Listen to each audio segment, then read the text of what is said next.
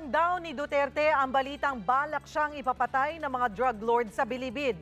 Si incoming PNP Chief Ronald Bato de la Rosa naman may bagong mensahe sa mga gustong magpaligpit sa kanya. Nagbabalik si Mia Reyes, exclusive. Tumagal ng higit 4 na oras ang pakikipag-usap ni incoming PNP Chief Ronald de la Rosa kay President-elect Rodrigo Duterte nitong linggo ng madaling araw. Sa panayam kay de la Rosa, inamin ito na isa sa napag-usapan nila ni Duterte ang 50 milyong pisong patong sa ulo nila ng ilang big-time drug lord mula sa Bilibid. Ang tugon lang daw dito ni Duterte, Just laugh at it. Really? Yeah. No added security measure? Wala. Sanay naman si Mayor dyan. Alam naman yan. Sanay siya dyan sa treat na yan.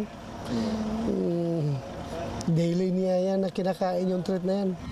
kahit may banta sa buhay, walang planong magdagdag ng bantay si Duterte, lalo't maximum security naman daw ang ipinapatupad ng Presidential Security Group. Hindi naman kinumpirma ni De La Rosa kung ang drug lord nga na si Peter Ko ang utak ng planong pagpatay sa kanila tulad ng lumalabas sa social media.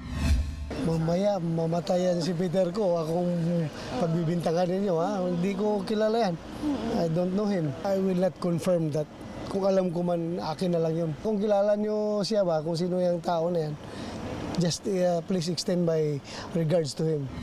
May mensahe rin si De La Rosa sa mga gustong magpatumba sa kanya. Hindi na nila ako kailangan takutin dahil matagal nang naubos yung takot ko. Wala na akong takot na naiwan. Ang naiwan na lang sa akin is tapang. Si Duterte naman, ito lang ang naging tugon. Short lang. Mula Davao City, umaaksyon, Mia Reyes, News 5. Be sure to come back. Use 5 everywhere. Copyright 2016.